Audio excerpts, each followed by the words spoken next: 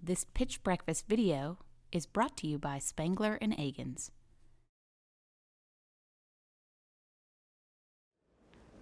Thank you, guys. My name is Adam with ExcepApps. Just pretend my logo's up there. I promise it's awesome.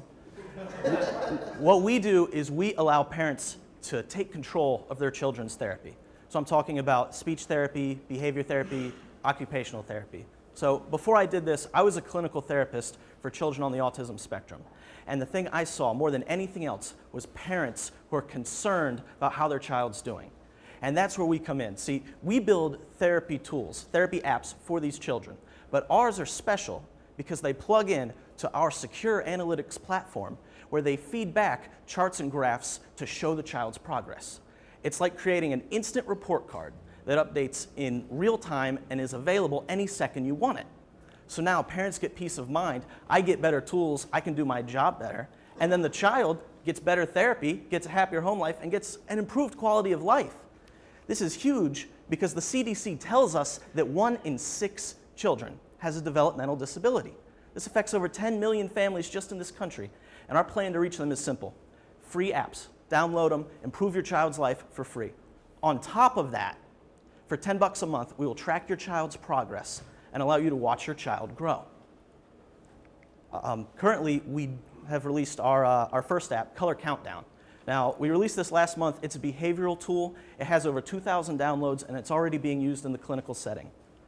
Our second app is still in development. This is a speech therapy tool. It's already tracking more data and offering more language analytics than any other product like it in the world. Right now, we're raising a $500,000 seed round. This will get us to the launch of our parent dashboard by the end of this year, and then 6 complete products feeding into that analytics platform by the end of 2015. So once again, my name is Adam with ExcepApps, and thank you for your time. Cool. There you go.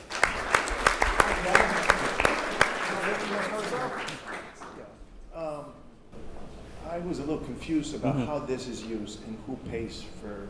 Yes. It's always important for me to understand that quickly because it's related to the problem. Yeah. When somebody has a problem, I wasn't sure if the problem is with the doctor or the parents. You described it as a problem that the parents have in not being in control of their therapy, the child's therapy. Are they the ones paying Yes. for the apps? Yes. So is this then a way for, how does it hook to what the doctor is doing? So, Or is this completely independent from the care provider? yeah, so we don't want to be in the business of distributing a child's data to a bunch of different places. We say, give it to the parent, use it as you will. You know, it is important information. If you want to turn this over to your therapist, by all means, that's on you. But it's just, you know, an ethical standpoint and a privacy, you know, issue there. We don't want to be in the business of distributing this to like your therapy team or anything like that. You can do that on your own. So this is not about therapy then, it's about measurement on progress from the child on the therapy. So you're testing the child independent of the therapist. Yes. How do therapists feel about that? Well, it makes their job easier. See, as a therapist, I spent about 40% of my time tracking data by hand. What we're doing is we're making tools that simplify that process, that do that job for them. So why not integrate it more with them?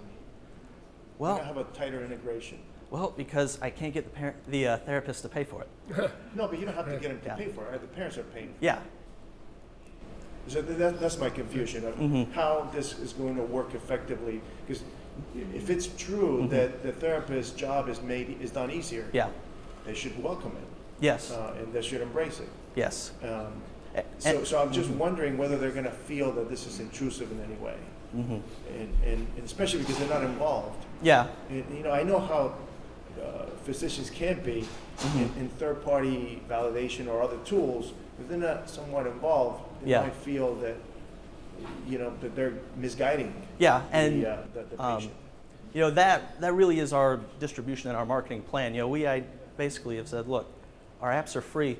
We're going to distribute them to every therapist. Give them to the therapist for free because, number one, we understand parents have enough on their mind. They don't know exactly what to do. They're going to use what the therapist recommends.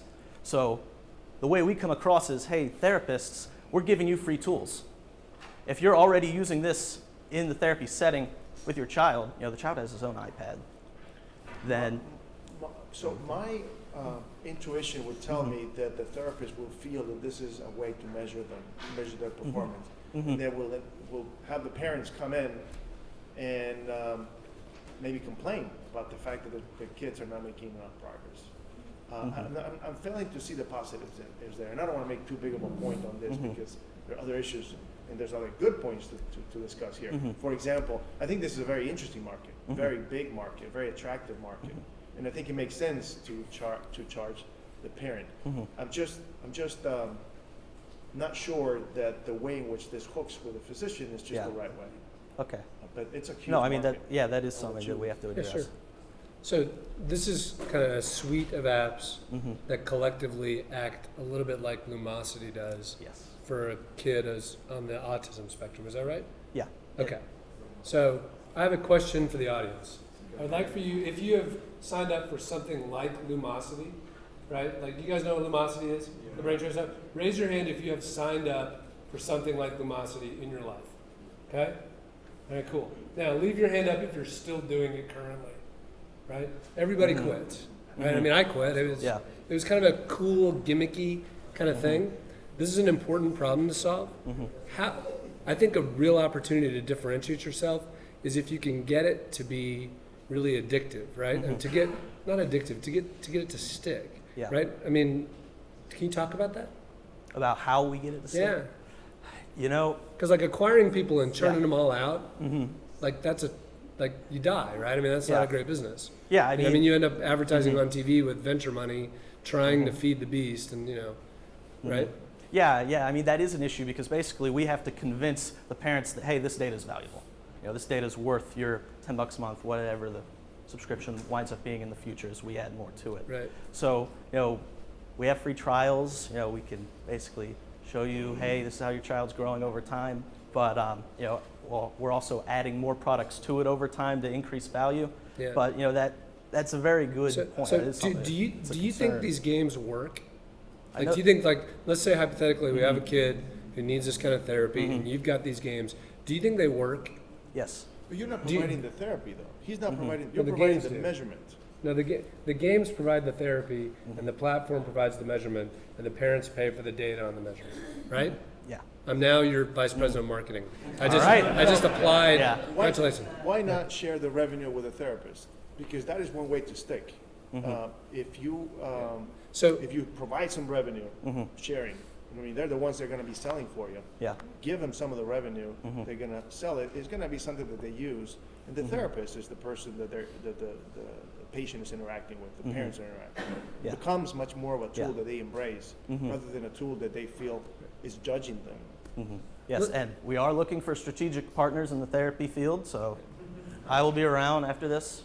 Well, after this is over, come Yeah. talk to me because there's a person who I know that you should talk to. Okay. Who might Thank help you. you. So, how about the audience? What does the audience want to say to Adam? My wife is an ABA therapist. My wife is an ABA therapist. She's one-on-one, Yeah. and they download stuff all day long and delete it because it doesn't have the data. Or she'll sit there like you and monitor how many words or how many things he gets right, and writes it down, then turns it into appearance at night. So I think you have a good thing here, but it's niche almost to a certain degree, unless you have that distribution model or something like going to the schools, Yeah. going to the therapist. Or like an insurance company or something. Yeah, and that's another thing too. So that's a great point. It was very hard for her to get paid like 2 years ago until the insurance laws got changed in North Carolina. So now the parents can use anything that's tied to therapy on their insurance plan. I mean, anything from one-on-one care to data. So it actually makes it cheaper for the parents. So there's a super clever entrepreneur named Melvin Hines. Greg Brown's probably here. He can introduce you to Melvin, who's got a tutoring platform, and he found a way for colleges to use federal money that they have to spend on tutoring on his platform, right? And like that was what Patrick was talking about: is find an avenue where you can dip into an existing bucket of money, like to kind of go do that. What do these other people want to say? Yeah. Yeah. Yeah. I didn't hear anything about how you coordinate your program with the EC kids from their individual schools. So whether they're elementary schools or high school, you have exceptional children that are born with ADHD and autism. Are they going to see this as a competition to them or a compliment to them? Well, it costs them nothing. So it's a free tool for them to use. So I think Yeah. that in your program, you might want to encourage them to actually talk about your Yeah. program. I don't think they'd be part of that royalty. I don't think that that's probably allowed, but maybe part of the marketing. Yeah. Thank you. One more, can you speak up? I can't get that.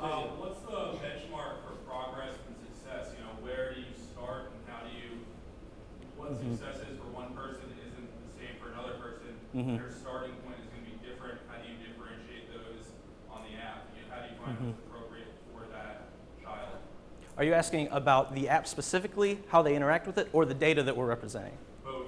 Both. So, I mean, obviously, there's a saying, if you've met one child with autism, you've met one child with autism. So, you know, that is a concern. You have to make tools that are simple and easily customizable. As far as, you know, showing the data, though, we don't set targets. So, you know, in the therapy setting, you would say, all right, your target right now is 4-word sentences, and we're going to track how long you get the 4-word sentences. What I can show you is your sentence growth over time. I can show you trends.